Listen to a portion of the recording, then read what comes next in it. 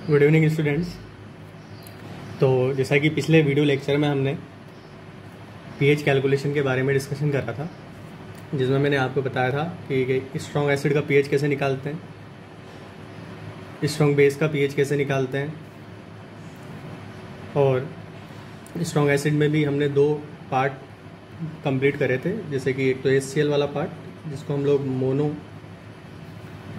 Acid बोलते हैं, monoprotic acid, इसका पीएच निकाला था। दूसरा हमने डाइबेसिक या ट्राइबेसिक एसिड का पीएच निकाला था, डाइप्रोटिक एसिड, या आप बोल सकते हो इसको डाई बेसिक एसिड। सिमिलरली इसको भी बोल सकते हो आप मोनोबेसिक एसिड।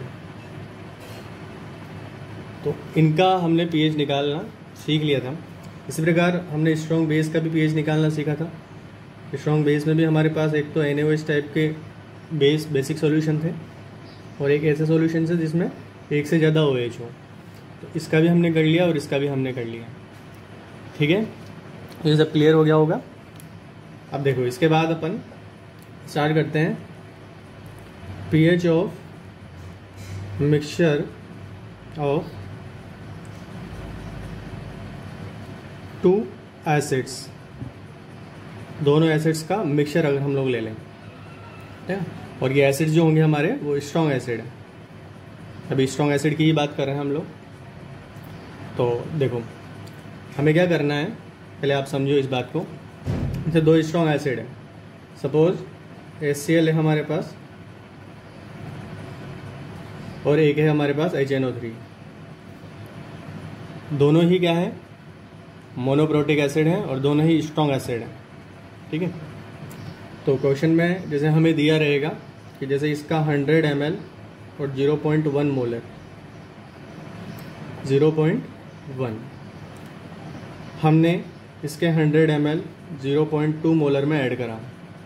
ठीक है, मतलब हमने दो सेपरेट सॉल्यूशन लिए। सबसे पहले ये हमारा HCl हो गया और ये हमारा HNO3 हो गया। इसका जो वॉल्यूम है वो 100 ml गिवन है और इसका कंसंट्रेशन 0.1 मोलर। इसका वॉल्यूम 100 ml और इसका कंसंट्रेशन 0.2 मोलर।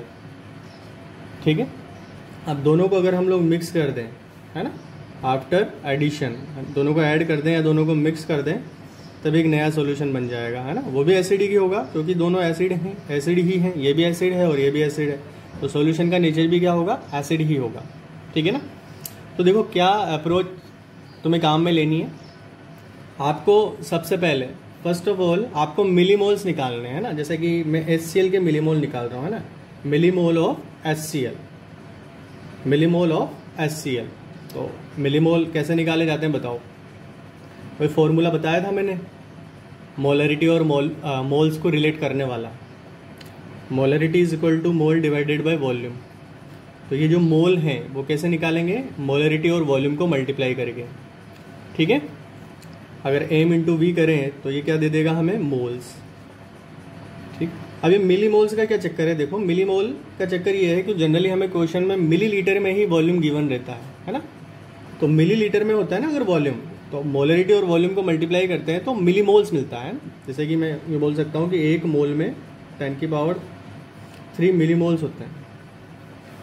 एक मोल के अंदर कितने मिली मोल होते हैं ना। तो यहाँ वॉल्यूम हमें मिलीलीटर में अगर मिला हुआ है तो हम लोग मिलीमोल डायरेक्ट निकाल लेंगे। अगर V अगर लीटर में हो तो क्या देगा वो हमें, मोल्स, वो डायरेक्ट हमें मोल्स देगा। और V अगर मिलीलीटर में हो तो क्या मिलेगा, मिलीमोल्स। Is that clear. तो मिलीमोल निकालो आप सबसे पहले HCl के। कैसे निकालोगे, वॉल्यूम इंटू मोलरिटी। ठीक है, तो ये कितना आ गया, हाँ ये 10 मिलीमोल आ गया। क्लियर। अब आप क्या करो, HNO3 के मिलीमोल निकालो, मिलीमोल ऑफ HNO3। ट्राई करें आप भी, m इंटू वी करें इसका। तो इसका मोलरिटी कितना है, 0.2 और वॉल्यूम इसका 100, तो ये 20 मिलीमोल आ गया। तो इसका 10 आ गया और इसका कितना आ गया, 20। अब दोनों एसिड हैं, तो देखो दोनों एसिड हैं तो दोनों आपस में रिएक्ट तो नहीं कर सकते ना, एक दूसरे को ये मार नहीं सकते। मतलब कि मैं भी HCl हूँ, तू भी HCl है, तो ये क्या करेंगे, दोस्ती ही करेंगे। दोनों एक ही परिवार के हैं, सदस्य हैं, दोस्ती करा दो इनकी, ठीक है। अब दोस्ती कराने से पहले देख लो, देखो एक बात मैं समझा देता हूँ यहाँ पे, ये भी मोनोप्रोटिक है और ये भी मोनोप्रोटिक है ना, तो इससे भी अगर मैं 10 मिलीमोल HCl का मिल रहा है तो H+ का मिलीमोल कितना मिलेगा, वो भी 10 ही मिलेगा, है ना। जरूरत मुझे दरअसल H+ की है, क्योंकि मुझे कंसंट्रेशन भी किसकी निकालनी है, H+ की।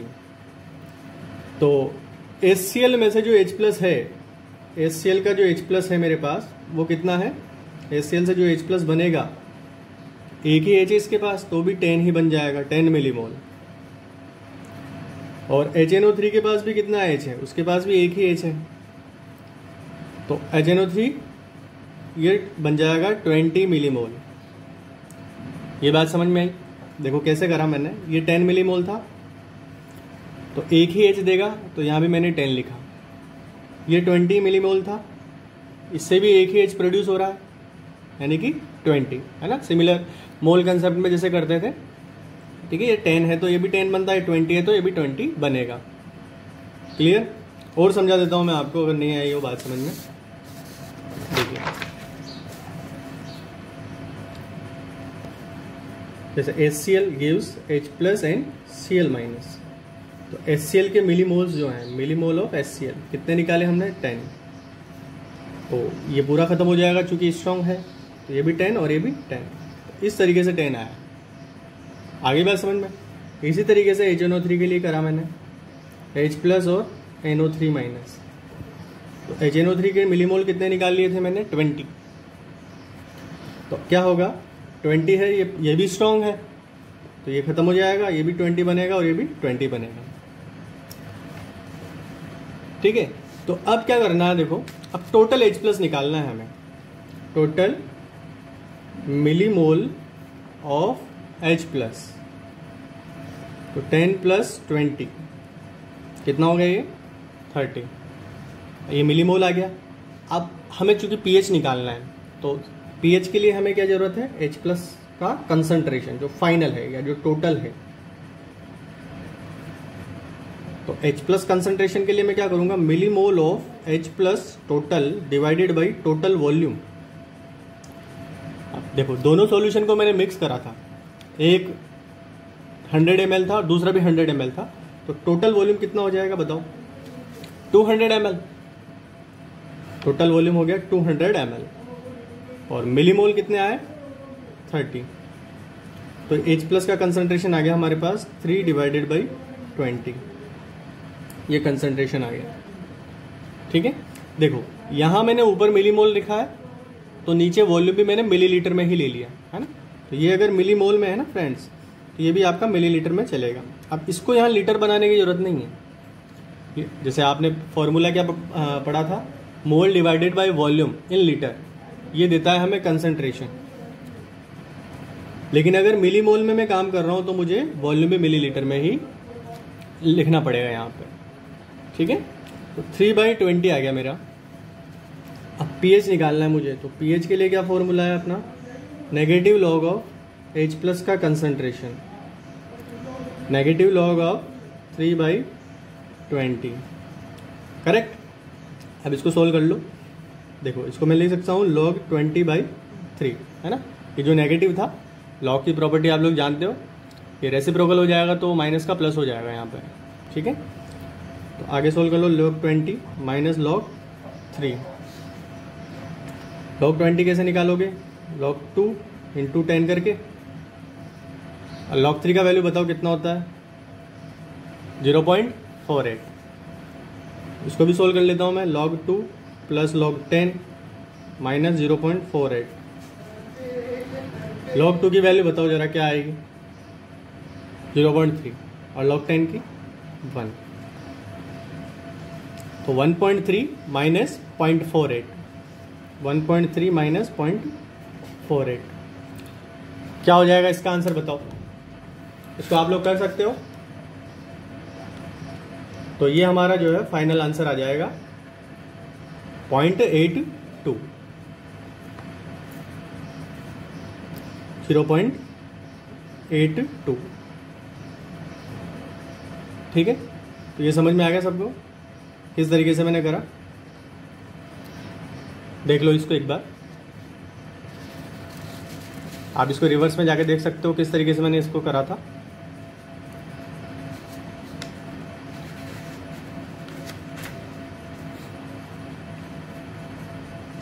ठीक है, कुछ और सवाल करते हैं इस पर बेस्ड।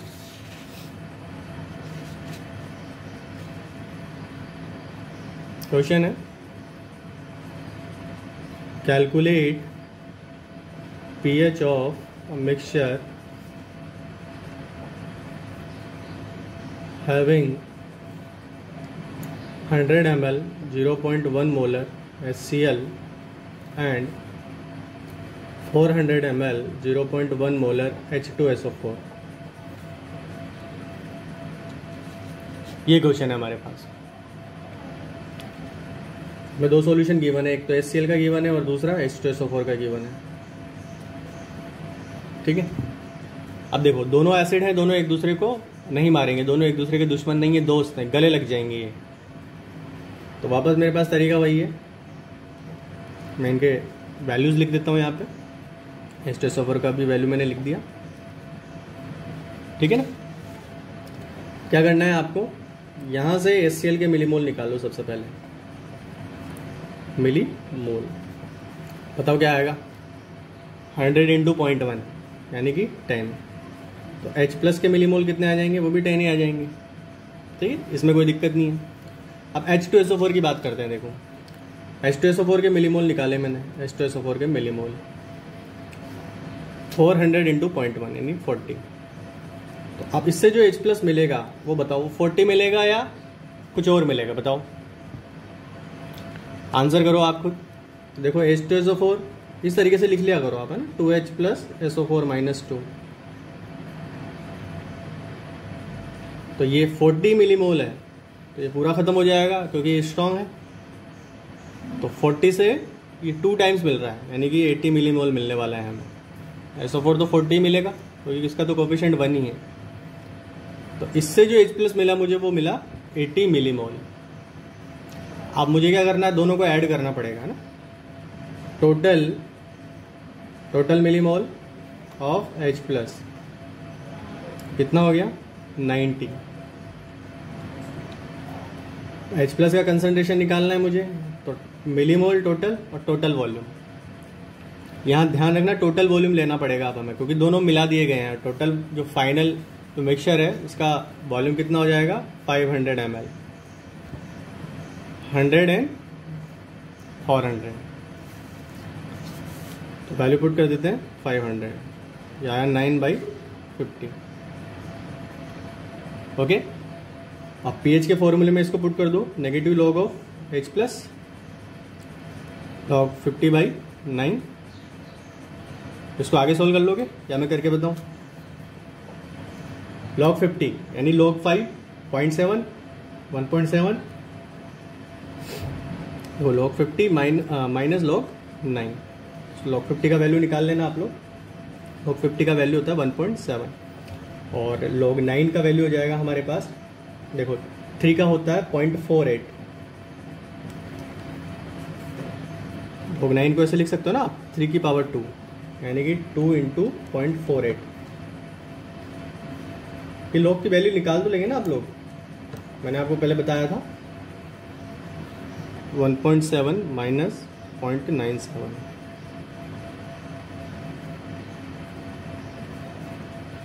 ठीक है, इसको सोल्व कर लो, कितना आया 0.74।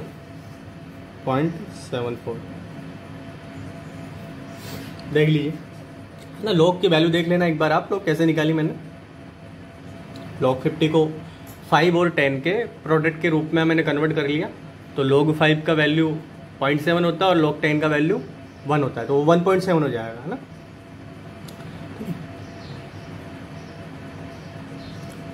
इस तरीके से मैंने H2SO4 और HCl के मिक्सचर का pH निकाल लिया। क्लियर हो गई बात। नेक्स्ट हम लोग बात करेंगे mixture of 2 strong base. Mixture of 2 strong base. तो अब कंसेप्ट वही है, देखो बेस में क्या होगा, हमें OH मिलेगा, वहाँ हमें H मिल रहा था, यहाँ हमें क्या मिलेगा, OH। तो इक्वेशन कर लेते हैं इस पर फटाफट से। 0.1 मोलर 100 ml NaOH है ये, और ये 0.1 मोलर 400 ml कैल्शियम हाइड्रोक्साइड। तो ये रिजल्टिंग सॉल्यूशन हो जाएगा। इसका वॉल्यूम कितना आ जाएगा, दोनों को मिला दोगे तो 500 ml। क्लियर, 100 और 400। तो आप लोग ट्राई करो इसको, साथ साथ ट्राई करते हैं। देखो तो NaOH के मिलीमोल निकाल रहा हूँ मैं सबसे पहले। कितना आया, 10। तो इससे OH माइनस के मिलीमोल कितने आए, 10। अब कैल्शियम हाइड्रोक्साइड की बारी। कैल्शियम हाइड्रोक्साइड के मोल निकालो, मिलीमोल 40। इससे OH माइनस के बताओ कितना आएगा, डबल है ना ये OH, ये 2H देगा हमें डबल, यानी कि हो जाएगा 40 से 80। तो टोटल OH माइनस के मिलीमोल कितने आ गए हमारे पास, 90। अब कंसंट्रेशन निकालो OH की, तो 90 डिवाइडेड बाई 500, 9/50।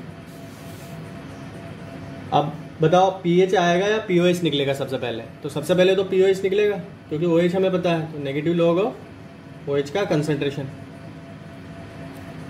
कितना आया था। देखो हमारा जैसे हमने pH में ये वाला डेटा यही था, तो pH में जब मैंने निकाला था इसका वैल्यू, कितना आंसर आ गया था अपना, 0.74। मैं डायरेक्ट लिख देता हूँ यहाँ पर, जैसे pH आया था ना वैसे pOH आ गया।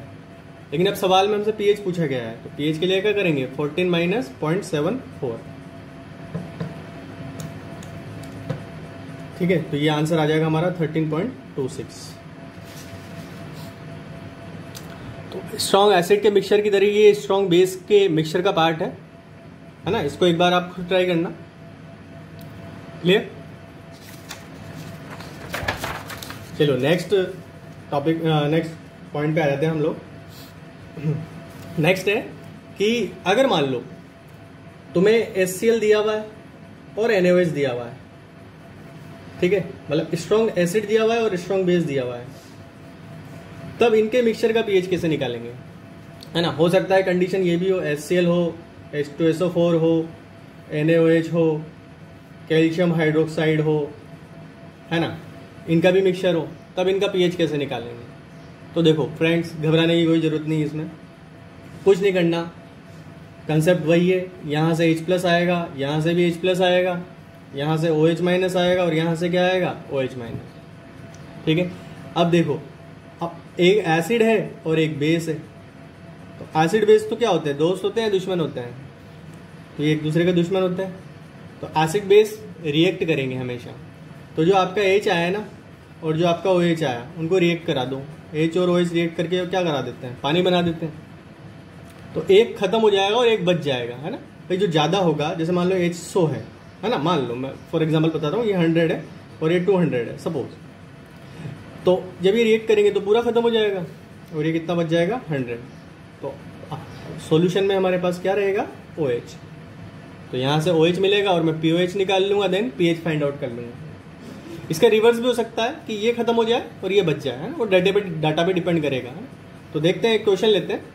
थीम समझ में आ गई, क्या करना है दोबारा बताता हूँ। देखो, HCl के मिलीमोल निकालो, उससे H+ के मिलीमोल निकाल लो। H2SO4 के मिलीमोल निकालो, उससे H+ के मिलीमोल निकाल लो। NaOH से OH माइनस, कैल्शियम हाइड्रोक्साइड से OH माइनस।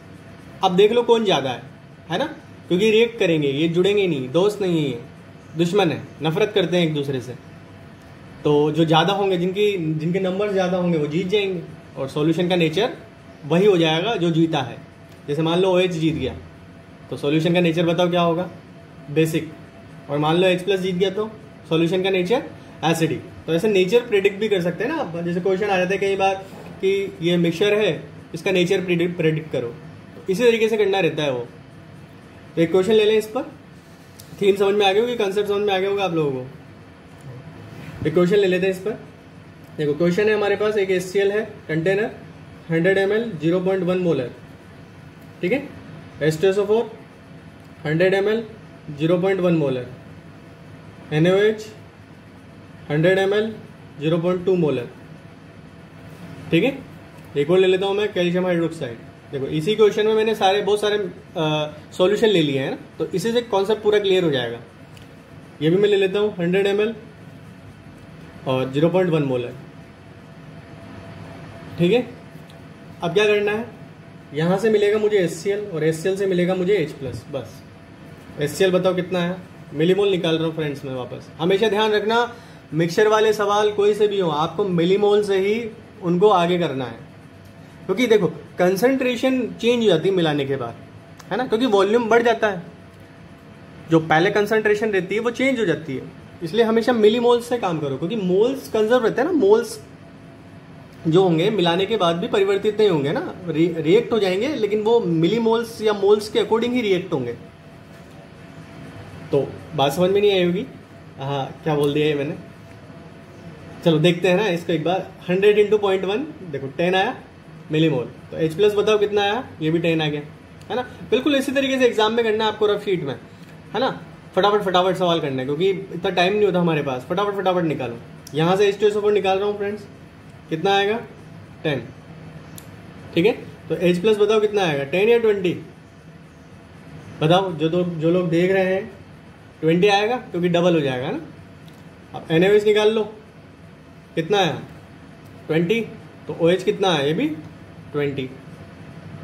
अब यहां से कैल्शियम हाइड्रोक्साइड निकाल लो, कितना है 10, तो OH कितना है 20 या 10, 20, डबल हो जाएगा ये। अब H+ को एक साइड पे लिख लो 30, और OH- को भी एक साइड पे लिख लो 40। देखो अब ज्यादा कौन है, अगर मान लो मैं इनकी रिएक्शन कराऊं, जैसे आपको करानी नहीं है, मतलब वैसे बस एक बार समझाने के लिए, 30 और ये 40। ठीक है, तो लिमिटिंग रिएजेंट बताओ कौन है, बता सकते हो लिमिटिंग रिएजेंट? ये लिमिटिंग रिएजेंट है, तो ये खत्म हो जाएगा, और ये 40 में से 30 गया तो ये 10 बचा, है ना। वाटर की जरूरत नहीं बनाने की, देखो वाटर तो सॉल्यूशन में है ही, है ना, तो वाटर का ऐसे मिलीमोल बनाने की आवश्यकता नहीं रहती हमें मतलब होता है OH- के मिलीमोल से। ठीक है, पानी बन रहा है घट रहा है, उससे कोई मतलब नहीं है, पानी का कॉन्सेंट्रेशन सेम रहता है हमेशा। ओके है, तो 10 आ गया ये OH, तो मैं OH- का कंसेंट्रेशन निकालने जा रहा हूँ। 10 डिवाइडेड बाई टोटल वॉल्यूम। अब वॉल्यूम बताओ टोटल कितना आएगा। चलो क्वेश्चन की तरफ चलते हैं, टोटल वॉल्यूम देखते हैं कितना है। 100 कहाँ गया, ये रहा 100 100 100 और 100, कितना हुआ टोटल 400। ये लो 400 लिख दिया मैंने, 1/40। तो pOH आ जाएगा इससे नेगेटिव लॉग ऑफ 1/40, तो log 40। चलो फटाफट बताओ log 40 का वैल्यू मुझे कितना होगा, 1.6 आया सबका। log 40 का value 1.6, log 4 plus log 10, log 4 का वैल्यू 0.6। अब pH का वैल्यू निकाल लो, 14 माइनस 1.6, तो ये आ जाएगा 12.4। आ गया समझ में ये? ठीक है, तो देखो कितना आसान था ये। चाहे हमें कोई सा भी क्वेश्चन मिल जाए मिक्सिंग का, हम लोग कर लेंगे। कॉन्फिडेंस आया, कर लोगे आप लोग ऐसे सवाल। ठीक है, चलो एक क्वेश्चन देता हूं मैं होमवर्क के लिए, है ना। होमवर्क है आपका, करना सब लोग। 200 ml 0.2 molar HCl plus 100 ml 0.1 molar NaOH plus 200 ml 0.1 molar H2SO4 plus 100 ml 0.2 molar calcium hydroxide plus water add कर देता हूँ, तो 400 ml वाटर, है ना। कैलकुलेशन सही हो जाएगी इससे, है ना। वाटर भी मैंने ऐड कर दिया। ठीक है, अब ये आप लोगों को करना है। वाटर तो देखो, वाटर इसमें भी है, इसमें भी है, इसमें भी है, इसमें भी है, पानी सभी में है, पानी हर जगह है। तो हाँ, पानी कितना जरूरी है, तो पानी तो हर जगह है। जब हमने सॉल्यूशन प्रिपेयर करा तो पानी तो हर जगह है, और पानी फिर मैंने ऐड कर दिया। तो इससे देखो, इससे इसके H+ नहीं निकालने तुम्हें, क्योंकि इसके तो H+ जानते हो ना कितने होते हैं, 10⁻⁻7, बहुत कम होते हैं। और ये और मिला दिए मैंने, तो वो कॉमन आयन इफेक्ट वगैरह लग के और कम कर देगा इसको। ठीक है। कॉमन आयन इफेक्ट अभी हम लोग आगे इस लेक्चर में बात करेंगे, अगर मैंने नहीं पढ़ाया तो, है ना। तो ध्यान रखना ना, शायद मैंने पढ़ाया था जब मैंने 10⁻⁸ मोलर HCl का pH निकलवाया था तुमसे, तो मैंने कॉमन आयन इफेक्ट पढ़ाया था, ध्यान। तो H2 का H+ तो 10⁻⁷ से भी कम होने वाला है, बहुत कम होने वाला है, बहुत कम। तो इसको नहीं ऐड करना है दोस्तों, इसको केवल वॉल्यूम में ही इसका कॉन्ट्रीब्यूशन लेना पड़ेगा बस। टोटल वॉल्यूम जब लिखोगे ना आप, तो क्या करना, 200, 300, 400, 500, 600, 600, 4 1000 ml हो जाएगा बस। बाकी वैसे ही करना, H+, NaOH, H2SO4, calcium hydroxide, ठीक है। तो इसके OH और H+ से कोई मतलब नहीं है पानी के, ध्यान रखना ना, बस ये वॉल्यूम में कंट्रीब्यूट करेगा। तो घबराना नहीं है, इसको करना आप लोग कल, फिर मैं इसका आंसर बताऊंगा अगले वीडियो लेक्चर में, ठीक है। तो आगे कंटिन्यू करते हैं हम लोग, है ना। जैसे कि हमने क्या क्या कवर कर लिया, देखो strong acid, strong base, strong acid और स्ट्रॉन्ग एसिड का मिक्सचर, स्ट्रॉन्ग बेस और स्ट्रॉन्ग बेस का मिक्सचर, और mixing of strong acid and strong base, ये हमने कवर कर लिया है। तो नेक्स्ट हम लोग आ जाते हैं, ठीक है, pH calculation of weak acid, ठीक है। तो ध्यान से समझना इस पहले इसको पूरे पॉइंट को, वीक एसिड का पीएच हम लोग कैसे निकालते हैं। और देखो वीक एसिड का अगर तुम्हें आ गया ना निकालना, तो वीक बेस का भी निकाल लोगे, ठीक है। तो लेट्स सपोज हमारे पास कोई सॉल्यूशन है ना, पहले इसका एक डेरिवेशन करते हैं, एक फॉर्मूला निकालते हैं ना। जैसे हमारे पास कोई HB एक वीक एसिड है, वीक एसिड,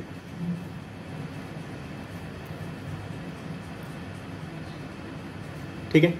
अब अगर ये वीक एसिड है तो ये इक्विलिब्रियम में रहेगा। फर्स्ट लेक्चर में हमने बात करी थी कि वीक जो होते हैं वो इक्विलिब्रियम में रहते हैं, है ना। तो इक्विलिब्रियम पर मुझे जितना H+ मिलेगा ना, वही हमारे काम का है। अब पूरा का पूरा H+ तो मिलेगा नहीं क्योंकि ये वीक है, ठीक है। तो जैसे मान लीजिए इसका कंसंट्रेशन मैंने लिया C मोलर, इसका कंसंट्रेशन ले लिया, ठीक है।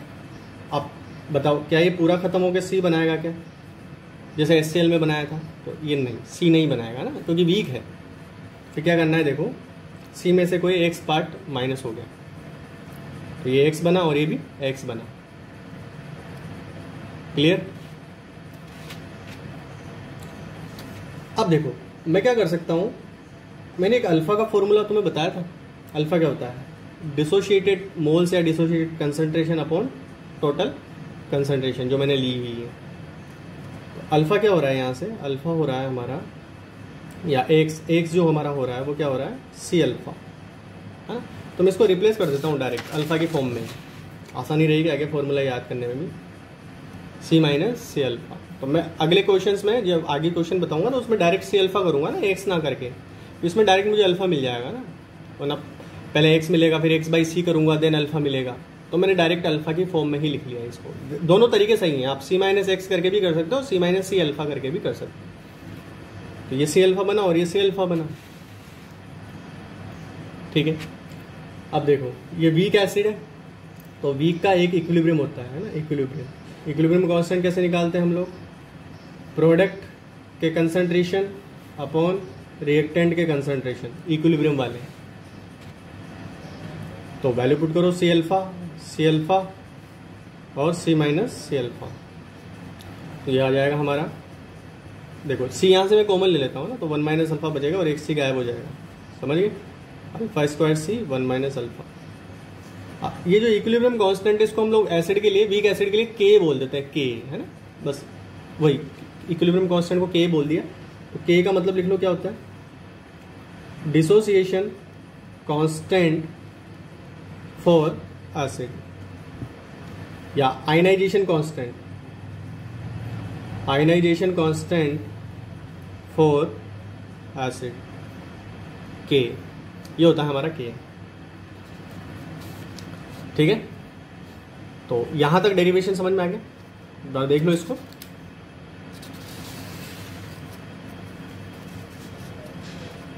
HB, H+B- C और C-x कर दिया मैंने पहले, देन मैंने अल्फा का फॉर्मूला लगा दिया x/c, तो x का वैल्यू आ गया C अल्फा, तो यहाँ C अल्फा हो गया, है ना। आप जल्दी अगर सवाल करना ना डायरेक्ट C अल्फा से ही करना, ओके। तो नेक्स्ट चलते हैं, देखो तो क्या फॉर्मूला आया, के a is equal to alpha square c 1 minus alpha, important, ठीक है साहब, ये आ गया। अब इस पर कुछ देखो कंडीशंस लगाते हैं हम लोग, है ना। अगर if alpha is less then 10%, 10 या 5%, है ना, 5% ले लेते हैं, एक वैल्यू ले लिया, अगर 5% से कम है, ठीक है। कई बार 8%, कई किताब में आपको 10% से भी लिया होगा कि अल्फा अगर 10% से कम हो तभी नेगलेक्शन थ्योरी को अप्लाई करें, है ना। नेगलेक्शन थ्योरी अभी देखेंगे हम लोग आगे। हम 5% लेते हैं, इसमें सेफ रहेंगे हम लोग, क्योंकि ज़्यादा एरर नहीं आएगी, क्योंकि मैं नेगलेक्ट करने वाला हूँ। अगर 5% से कम है, 5% का मतलब तो 0.05 होता है, तो 1 में से 0.05 अगर माइनस कर दूं मैं, है ना, 1 माइनस अल्फा, मतलब 1 माइनस अल्फा करना है, तो मैं इसको 1 ही लिख सकता हूँ, लगभग 1। तो फॉर्मूला बिकम अल्फा स्क्वायर सी, ठीक है। ये अप्रोक्सीमेशन का फॉर्मूला है ना। ये तभी अप्लाई करना है, ये वाला फॉर्मूला देखो, मैं इस पर स्टार लगा देता हूँ। जहाँ जहाँ मैं स्टार लगाऊंगा ना, वो तभी आपको अप्लाई करना है जब आपको ये श्योर हो जाए कि अल्फा हमारा 5% से कम है या 5% है ना। 6% में भी चलेगा, देखो, है ना। ऐसा नहीं है मतलब हार्ड एंड फास्ट रूल कि 5% हो तभी नेगलेक्शन थ्योरी का यूज करो। 6-7% तक आप लोग कर सकते हो। इससे आप लोग क्या होगा, कैलकुलेशन से बच जाओगे, क्योंकि यहाँ क्वाड्रेटिक इक्वेशन बन जाती है, दिख रहा है, क्वाड्रेटिक इक्वेशन बन जाती है यहाँ पे, है ना। इसलिए उससे बचने के लिए 5, 6, 7, 8 तक मैं आपको छूट दे रहा हूँ, आप कर लेना, कोई दिक्कत नहीं है ना। ज़्यादा डिफरेंस नहीं आता है और ऑप्शंस में हमें वो आंसर मिल जाता है। 5% इसलिए लिया, एक मिनिमम जो है एरर है ना, मिनिमम, ठीक है। अल्फा स्क्वायर सी, तो स्टार वाला फॉर्मूला ध्यान रखना, स्टार वाले फॉर्मूले तभी अप्लाई करना है जब आपको इंश्योर हो कि अल्फा 5%, 6%, 7% है, ठीक है। अदरवाइज ये फॉर्मूला यूज करोगे आप। अभी कुछ सवाल करेंगे तो और क्लियर होगा। तो देखो फ्रेंड, चलो ये तो आ गया साहब। अब यहां से मैं अल्फा निकाल रहा हूँ ना, अल्फा देखो यहां से निकाला मैंने, के ए रूट ओवर सी, एक ये फॉर्मूला बन गया। इस पर भी स्टार लगा रहा हूँ। स्टार क्यों लगा रहा हूँ, क्योंकि ये भी नेगलेक्शन, जब मैंने अप्रोक्सीमेशन माना तभी तो ये डिराइव हुआ, है ना। तो इस पर भी स्टार लगा रहा हूँ। तो इसके लिए भी एक लिमिटेशन है कि ये भी तभी यूज करना है जब अल्फा का वैल्यू 5% से कम हो, या 10%, सॉरी 5, 6, 7, 8 तक ले सकते हो आप, चिंता मत करना, से कम हो तभी लगाना, है ना। और चेक करना बताऊंगा मैं कि कैसे पहले ही चेक कर लेते हैं अल्फा को, कि प्रेडिक्ट कर लेते हैं कि 5%, 6% के आसपास आ रहा है, ठीक है। ओके, अब अगला फॉर्मूला देखते हैं। देखो H प्लस का फॉर्मूला मैं डायरेक्ट लिख रहा हूँ, H प्लस सी अल्फा। सोचो सी अल्फा कैसे आया, H प्लस, देखो यहाँ देखो भाई, यहाँ देखो H प्लस और ये सी अल्फा, यही तो H प्लस, ठीक है। चलो इसको फेंक देते हैं, सी अल्फा, सी अल्फा का वैल्यू बताओ कितना आया, ठीक है। आगे सोल्व करो, के इंटू सी, ये H प्लस हो गया। चलो ये H प्लस का फॉर्मूला लिख लेता हूँ मैं, ये H प्लस हो गया। इस पर भी स्टार लगा रहा हूँ। क्यों लगाया मैंने स्टार, बताओ, सोचो। क्या इसको भी तभी यूज करना है जब अल्फा का वैल्यू 5% से कम हो, बताओ। हाँ बिल्कुल बिल्कुल करना है साहब। क्यों करना है, क्योंकि देखो यहाँ जो मैंने अल्फा लिखा है, ये कौन सा लिखा है, ये वाला अल्फा, और ये वाला अल्फा तो स्टार वाला है ना, तो ये भी स्टार वाला बनेगा।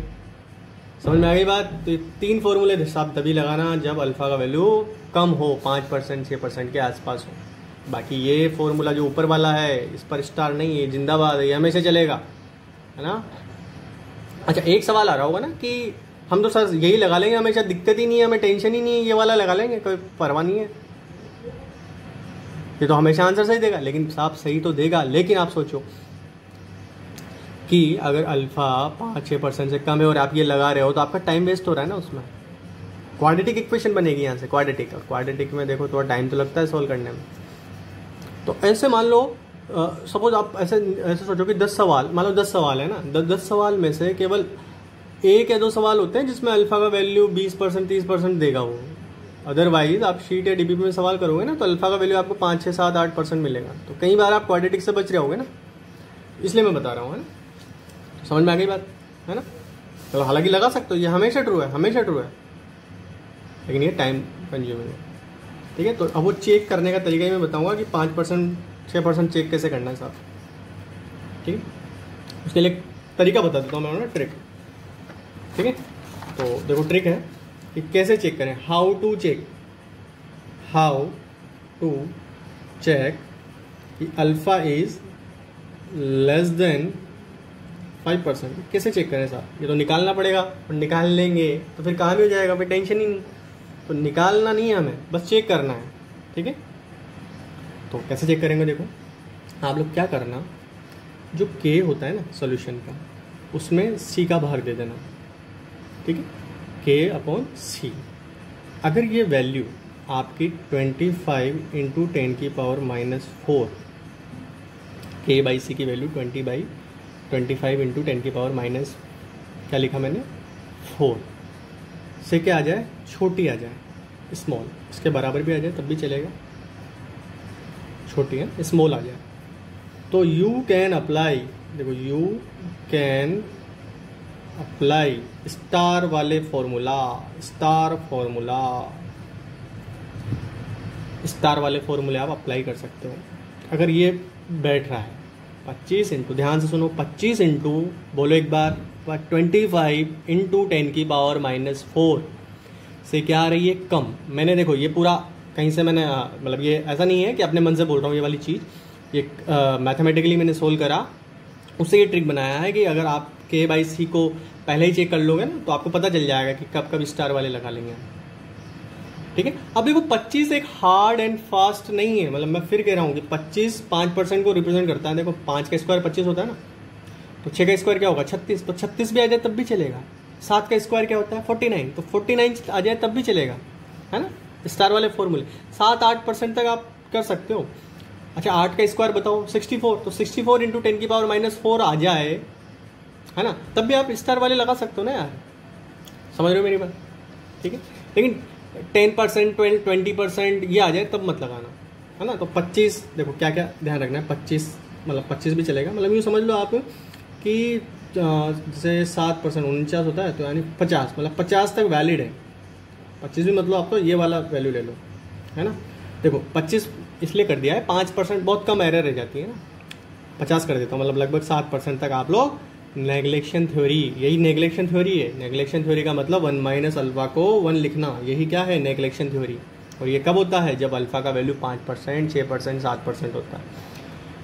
तो थोड़ा रेंज बढ़ा दिया है मैंने, 50 तक आप लोग ले लेना, है ना, 51, 52 चलेगा ना, क्वाड्रेटिक से तो बच जाएंगे अपन।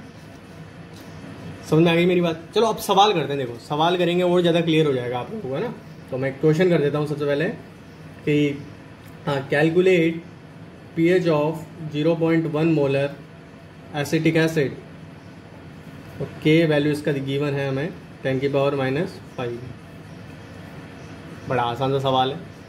वीक एसिड है, देखो वीक एसिड है इसलिए के गिवन है। स्ट्रॉन्ग एसिड के केस में कभी भी हमें के गिवन नहीं होता है, ठीक है। तो देखो वीक एसिड है, पता लग गया। अब मुझे क्या निकालना है pH, तो मुझे क्या निकालना पड़ेगा H+, और H+ के लिए मेरे पास क्या फॉर्मूला आया था, ये वाला फॉर्मूला आया था, ठीक है। लेकिन ये तो तभी स्टार वाला फॉर्मूला था ये। अब मैं चेक कर लेता हूँ ये लगाऊँ या नहीं लगाऊँ, है ना। पहले चेक कर लेता हूँ ये लगाना है या नहीं लगाना, नहीं लगाना तो कौन सा लगाना है, फिर क्या करना है, तो पहले चेक कर लेता हूँ। तो checking point, this is a checking point, checking point Ka divided by C, इसको चेक करो रफ में। Ka 10 की पावर -5, C का वैल्यू 0.1, कितना आया 10 की पावर -4। क्या यह वैल्यू 25 इंटू 10 की पावर -4 से कम है क्या, कम है, दिख रहा है साफ साफ कम है। तो we can apply star formula. समझ में आ गया कैसे निकाला मैंने चेकिंग पॉइंट, K/C करके। तो स्टार यानी ये लगा सकता हूँ, देखो हो गया फायदा। क्वाड्रेटिक कहीं कुछ सोल्व नहीं करना पड़ा। K का वैल्यू रखा मैंने डायरेक्ट -5, C का वैल्यू 0.1, 10 की पावर -6, तो ये -3, ठीक है। तो pH बताओ कितना जाएगा, नेगेटिव लॉग ऑफ 10 की पावर -3 दैट इज 3। ये लो आंसर आ गया। समझ में आ गई बात चेकिंग पॉइंट वाली, ठीक है। अब आगे और कंटिन्यू करेंगे इसी टॉपिक को हम लोग, है ना। वहाँ ये देखेंगे कि कब स्टार फॉर्मूला नहीं लग रहा है, ठीक है। तो आज के लिए इतना ही काफ़ी है फ्रेंड्स। Okay, thank you.